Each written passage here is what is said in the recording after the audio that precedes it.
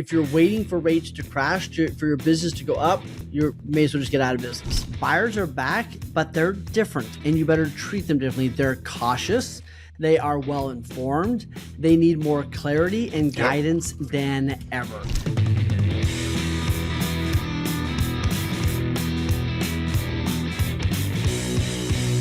Welcome to Real Estate Untucked. Let's talk about what happened in Q1 and advice for Q2, because Q2 is going to be interesting. It might kick your butt, but if you're actually hoping that Q2 is just better than Q1 because we had a lot of snow in Q1 and you think Q2 is magically going to be better, you are toast. And I see a lot of people that do that, right? And here's the thing. There are people that are rocking right now, not because they're more talented and not because they're working harder, but because they've adjusted and changed to the market that we have right now. And I do not believe that Q2 is necessarily going to reward effort. I think that Q2 is going to reward accuracy. I think we always got to do the work, but I think accuracy is huge right now. And there's a lot of people that are slipping. A lot of people are treating this market like they used to. So yeah, let's dive in and go through a couple lessons we got in Q1 and then some strategies we need to implement for Q2.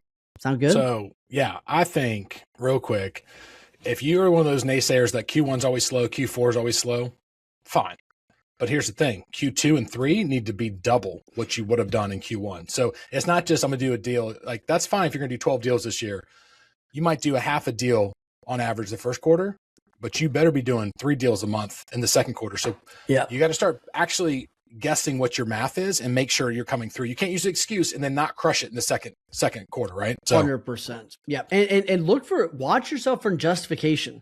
There's a lot of people that I hear this justifying, right? They're like, well, the first quarter was down, but our market was down, blah, blah, blah. Or about this, and I'm like, it's okay to check your rearview mirrors every once in a while and kind of see what's going on. But like, if you're staring at those, you're about to crash. Meaning like one of my guys has a huge inspection company and they go, well, our market's down 25%. And I'm like, well, you were down more than 25%. But here's the thing. Like there were still 500 homes that needed inspections in his market.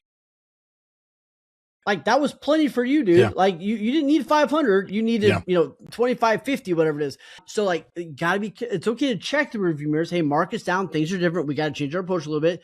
But if you're using that to justify you not hitting your goals, we're in trouble, right? So I think that a couple of things we learned. One is rates, moved around a little bit, but even when rates moved, it didn't magically fix demand, right? No. Rates moved a little bit. They went up a little bit. We don't know exactly what's going to happen, but if you're waiting for rates to crash for your business to go up, you may as well just get out of business. Enough with the rates. We're over the rates. Rates are done done with the rates. Put a nail in it. They're gone.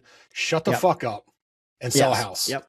Sorry. No, you're right. The second thing is inventory is somewhat it's up, but it's not up insane, right? Like inventory, and I think nationally it's up like 7-8%, right? Give or take. Some places it's a little bit lower, right? But it's about that. And here's what's really interesting. We're seeing buyers come back to the market, which is great, right? Home buyer confidence is up. We're seeing homes get a couple offers usually. What I love that we're seeing is the new first-time home buyers feel like they've woken up. Don't you feel like that? Like it's been a couple of years. They hibernated for years.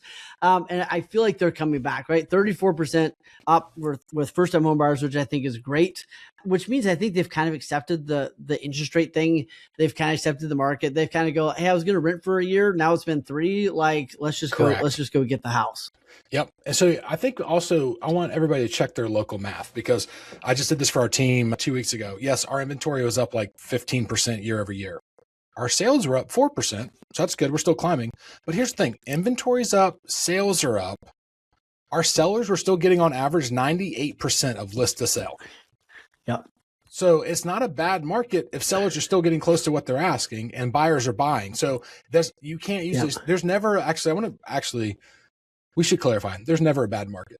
There's just not. There's pros and cons to every single market, depending on what side you're on, but there's always a pro to it. And that's the pros you need to pull out of this conversation to go have conversations with first-time home buyers and sellers and tell them why now is good for them versus why now was good for them a year ago. It changes. So I think, And that's one of the 5 things that we want people to do. The last thing I'll say about the last quarter and where we are right now is, median price is in most places it's stagnant, right? Which is kind of okay. And here's what I mean by that. The sellers are not thrilled, but most of them have equity. But the buyers have had a chance. Like, it's not like it's up 10% again and again and again. Like, the buyers have had like a little bit of emotional stability in the sense by the prices not going up another 5%. Like, they're like, hey, this home was 350 last year. Right. It's 350 or 360 this year. Cool, let's go. And I think that we saw years where it was like 350, 12 months later of them saving money. Now it's 380, right? Then they still tried. Then it was 420. Like, they just chased it forever. And I think that really took a lot of enthusiasm and wind out of those things. All this said, we're going to give you some things to do it in the second quarter, but at the end of the day, who knows what's going to happen? And we got I don't even know how many countries we're bombing right now, right? Like, I don't know what's going on. Like, they're running out of fuel in the Philippines. Like, my team's like, hey, I hope we can work next week, but the power might be off because we don't have fuel anymore coming here, right? Like, it's going to get weird. But let's go through a couple things that people need to do right now in the second quarter that if they don't do, it's going to be bad. Yeah. I think it starts with consistency kicks talent's ass any day of the week. So For if sure. you're ever confused of what to do, just keep doing the same thing you've been doing that has gotten you business before. And if it's not getting you business, you do twice as much. If it's not getting you business, you do it 3 times as much. That is the game. So consistency, which you fall back. Don't think of these big shiny objects, these new mail postcard campaigns, this, that, the other. Now is not the time to try new shit. Now is the time to double down on the stuff that you know is working specifically for you. And if you're a lead gen monster and you're taking leads from your team, ask for more. Keep going. Like, do not try something new in the second quarter. That you're not going to get a good scientific experiment because all the variables are not going to be the same. Your results are in direct proportion to how many conversations you have. Mm-hmm. Yeah. And I know it's an oversimplification, but somebody needs to hear that right now. Like, if you want more deals, you just need to have more conversations, and you can get really complicated on that and have a bunch of really fancy funnels, which is awesome. If you don't have your fancy funnels built yet, you should probably pick up the phone. I saw one guy sitting in the park with a ask a realtor a question sign, and he literally was sitting in the park. He had a big sign that said ask a realtor a question, and people were coming by and they're like, actually, I do have a question. Like, I was thinking about doing this, and he's picking up business, sitting in the park with a sign that says, hey, ask a realtor a question. Like, we make it real complicated. And if you want to go build the funnels, awesome. If you want to go build really fancy lead magnets, that's amazing. You get to do that after 5 o'clock. You get to do that after you did the lead generation, not before, not hoping that that's eventually going to catch up. So here's a couple of things. First one is the market is less forgiving. It is not necessarily a hard market. It is a less forgiving market, and it punishes sloppiness. We were talking about this a little while ago, right, Brad? Like what's the impact of listing 2 or 3% off? Death. I mean, math is math. And now with AI, because here's the thing people forget now. Yes, Zillow's got his estimate. Yes, they can do some math, but people are taking your recommendations, they're putting them in AI, and they were spitting back a number. Yeah. So your math has to be point on. There is no trying in the second quarter. This is go time. So don't try a price. Now you list it for what it's worth based on the comparables and let the market push it if it needs to be pushed up because there's more demand than there is supply. That's my opinion when it comes to pricing. Trying is no. Trying is dying in this world. And like, you've got to be pinpoint accurate, right? Like I think a couple years ago, we could list it 5% above, 3% above. Like we'd figure it out, right? Right now, you list it 3% above of price. Like, it is a narrow window, and you nail that target, you're going to get multiple offers. Sure. It's going to get sold in the first 2 weeks. You are a little bit outside of that window and you are toast. And I'll tell you what, once a buyer emotionally says no to a home in this market, you could drop that thing by 50 grand and they might retake a look at it. Barely, right? Once they've emotionally said no to something, you could drop by $100,000 and most people aren't going to go back to it. So you get it. You better become an expert at pricing and an expert at having conversation with your clients to go, hey, love you. I understand that it sounds nice to try this out. I've had other clients that have thought that. Here's what they felt. Here's what they found. And here's the impact of that. Well, one thing I want to add to that is people will say, well, you never know. It might be worth more to somebody else. No, you do know, because hundreds of houses have sold in the previous months in that market. And then if you couple that with data from your MLS that shows it's only appreciating 2%, how are we going to put something that we know is worth 400,000, 10% over when we know the houses are only averaging 2% in gains a year? Like, you got to take all the math in because you do know what the house is worth because other Yes. people have told you what the house is worth. Hey, really quick, you know how YouTube works. Like and subscribe so we know this is working and it keeps pushing the content out. Yeah, this is what we do as a passion project. Wayne's got his own coaching, I got my real estate, but we've come together because we want y'all to learn from all our scars and mistakes. So that like and subscribe means the world to us because it means you care and it means we can keep giving, and also it makes us look cool with my mom. Absolutely. We have so much data. So much. So much. And to that point, the second thing or the next thing I want you to be really aware of is buyers are back, but they're different and you better treat them differently. They're cautious. They are well informed.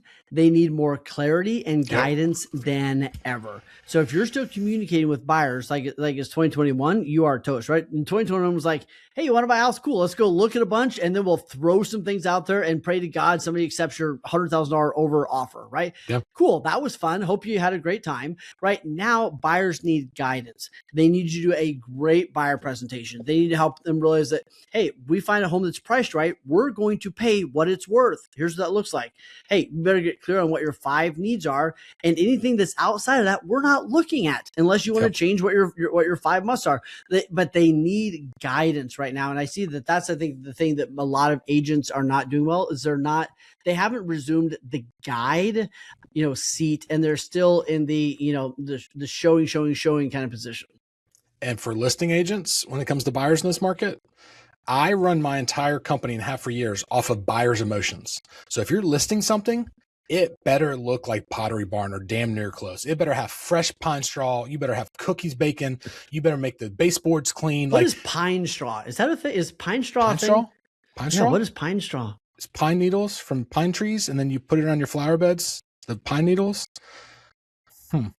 Mulch. Is that you do? Yeah, right? You're from mulch. Texas. There we go. We do mulch. Yeah, there we go. Okay, we do all pine right. straw. But anyways, fresh mulch. Turn it up. Put in. New. I'm wearing contacts, and I'm used to like grabbing my glasses. But here's the thing: they're gonna walk in, and if it feels like home and looks good like Pottery Barn, they're gonna buy it whether you have a wall in the back or not. But if you got some shit going on and it looks bad, and you're like, buyers will overlook that. They will not overlook in this market. I'm telling you, I've been in this market 10 different times in my career. They will not. They will not buy your house over one paint color, guaranteed.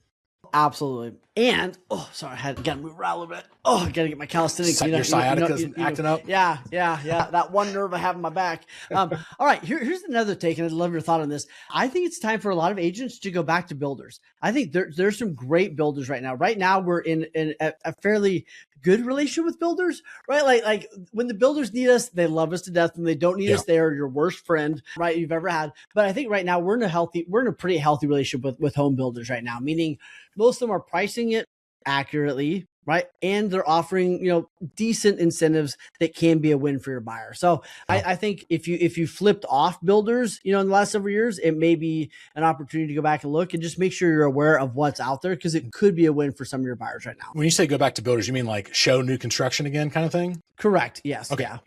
Yeah, I think so. I think one thing as a broker mind I want to caution people on is taking bonuses from builders. It's going to get bad. I believe that's going to be one of the next major lawsuits of steering, because builders are offering, I had one the other day, they offered us $15,000 bonus on top of a full commission on a $200,000 house.